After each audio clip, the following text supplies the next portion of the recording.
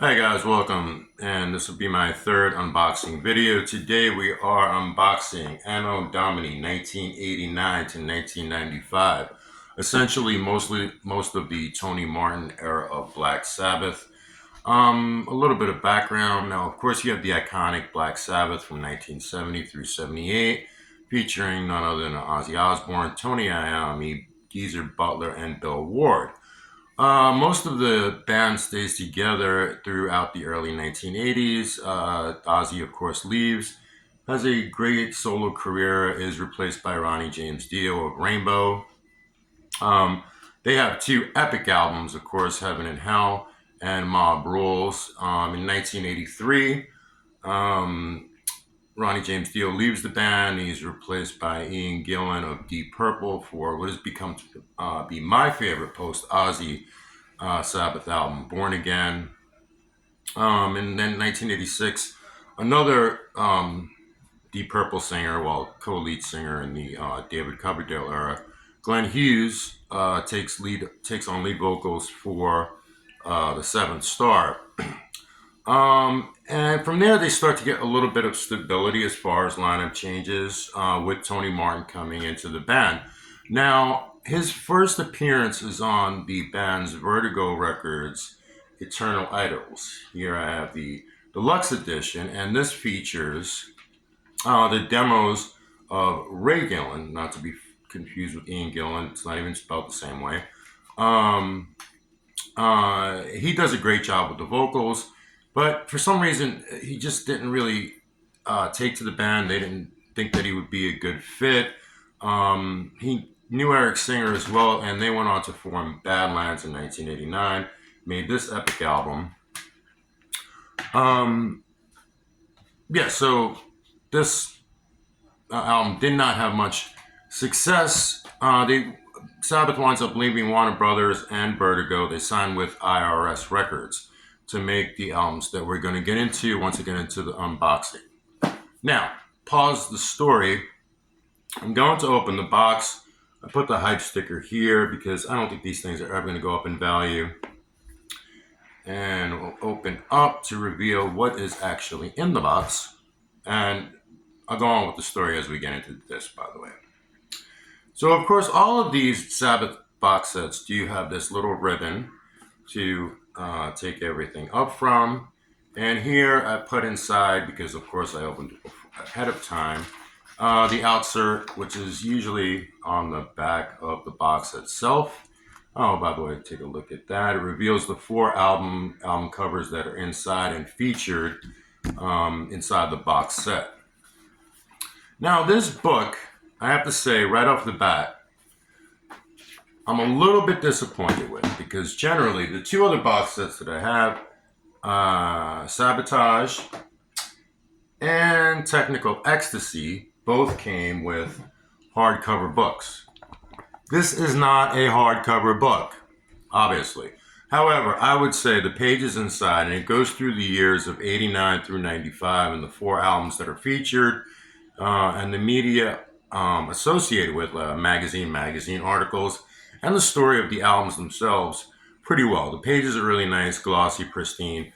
Can't complain too much. Oh, incidentally, this came out in May of this year, 2024. I got this on Labor Day weekend, so this is about 6 weeks later that I'm filming this. And I got it for a really great deal. You know, it retails for $60. I got it for about half price, which I was really excited about, because these things don't go down that quickly. And it's actually sold out. And I'll get into it in a second. But they are actually reissuing each one of these albums for the first time in CD, and I think next year. But I'm not gonna get them. I'm happy with these Digi sleeves, which I'll show in a moment. It also comes with the replica small version of the tour book of the Headless Cross tour, 1989. Looked through this, really a lot of fun. I mean, I was 15 at the time. Wish I could have went, but I'll get into my history with this, speaking of age, in just a moment. And the last piece of swag here, which I won't get into. Now, I'm not going to lie. If I bought the vinyl, well, if I collected records, I don't have money to collect albums. This would probably be a lot bigger, and I would hang this up because this is pretty damn badass. That's the album cover of The Headless Cross. When I was 15, I had this as a t-shirt, and it was my favorite. So now, to get into the albums, I have to put on my old man glasses now, the part I really don't want to do. The first album featured is probably my favorite of this lot. Oh, incidentally, my favorite Tony Martin era album is Eternal Idols. I think this album kicks ass. Yeah, right here, as you can see, that's the cover. Back cover, replica of the vinyl, pretty much. Good spine. No fancy insert or anything. Very basic bitch disc with a dust cover. And the track listing, what do I like on here? I like almost everything, but the opener, Gates of Hell, is really good. Blackmore, that one's good. Cloak and Dagger, the closing track. Devil and Daughter is probably the standout.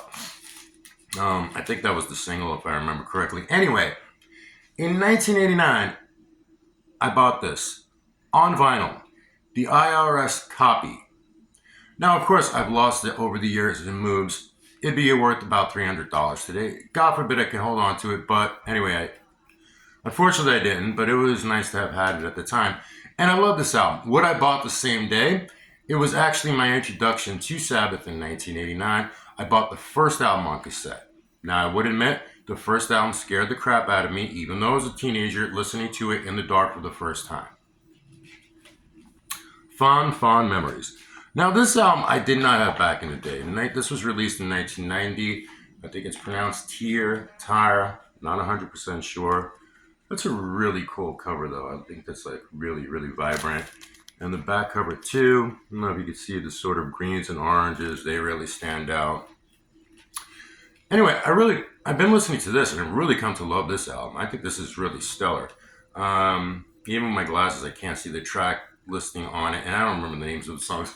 I'll be honest with you, I don't remember the names of songs on albums I love because I don't look at the fucking tracks while I'm listening to it. All right, so anyway, that comes out in 1990. To get back into the story, Ronnie James Dio rejoins the band because these albums are not selling gangbusters.